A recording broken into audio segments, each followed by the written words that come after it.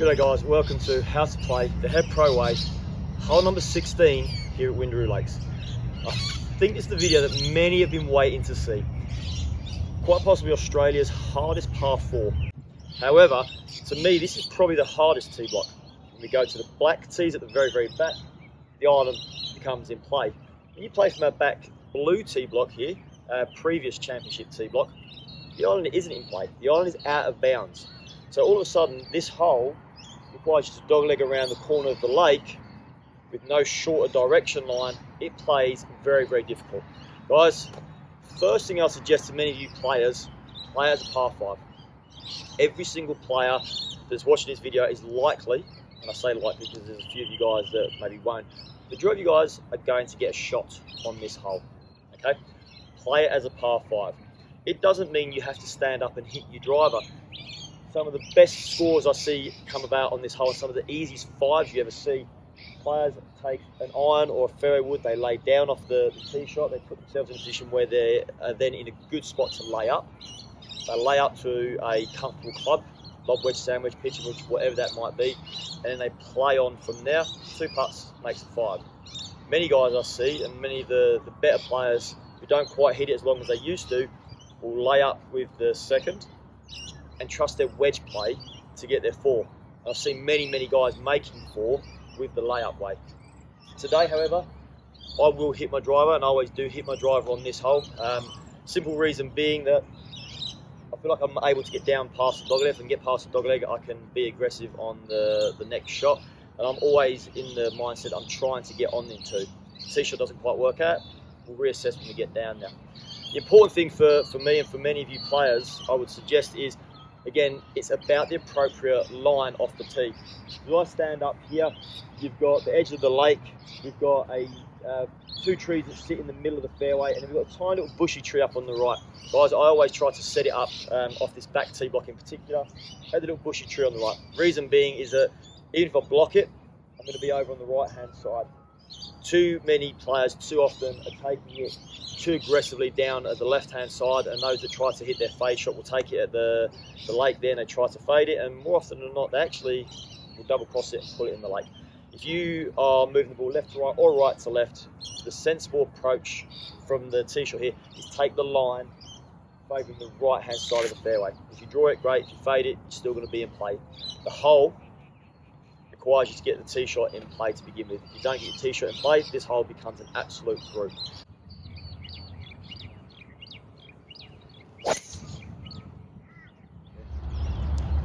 Okay, so hit the driver, caught the ball off the toe a little bit, end up on the left hand side. The important thing to note here, guys, is because I started the ball out to the right and I took my line out to the right, even though I hit the toe and the ball turned over, I took the ball out of play. Yes, we got a little bit closer than we'd like to, but that's pretty much as bad as I'm likely to hit my driver. And because of the appropriate line, we're still in play. However, with that being said, we are a long way back. You know, the 150 metre post is there. We've still got at least 40 metres to go. We've got at least 190 metres to the middle of the green. And yes, probably could get there, but it's just too big a risk. So this is where I will practice what I preach. As I said to many players, take your tee shot, layer up off the tee if you need to, play as a par 5. Today we're going to play as a par 5.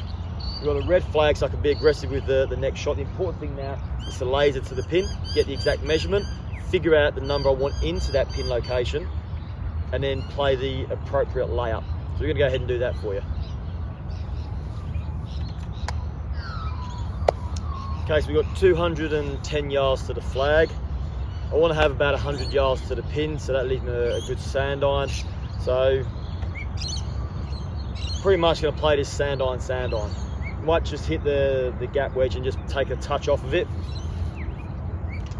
Seeing as we are coming out of the rough and it's going to scoot up a little bit. If we do happen to get inside the 100, that's okay. We'll just be able to play the wedge shot just past the flag. So one of the things that I should probably note, guys, I'm going to take my approach shot, I'm going to hit it further out to the right, okay? I'm going to take this left side water out of play, big fat part of the fairway over to the right, and again it means that the approach shot is a bit more across the green and a bit more angle of the green to use, as opposed to having a shorter slither of the green to play up.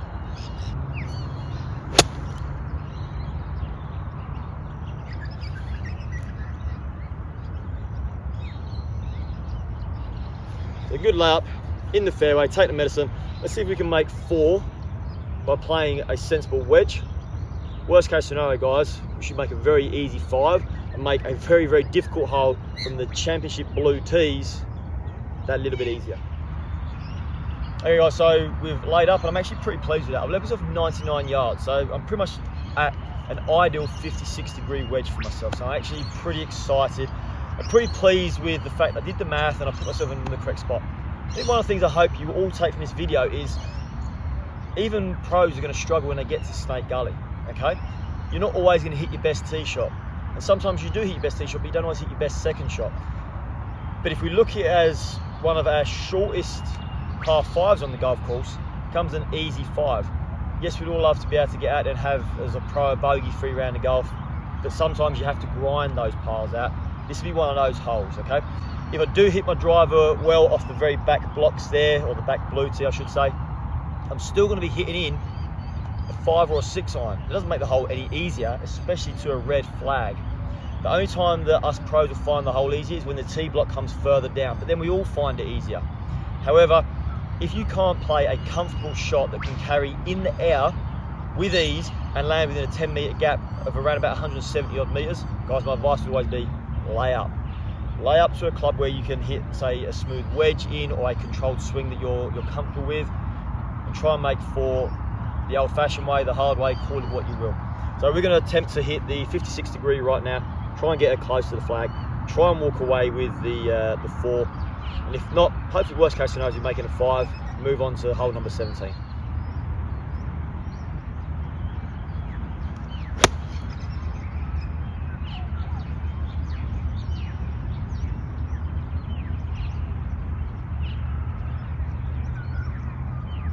I've got to be pleased with that, other than the fact that I actually got some backspin. Very rare occasion around here at Windaroo Lakes. One bounce, landed pin high, and within sight of the flag stick for the par. So again, playing sensibly, we've got a chance of making the par.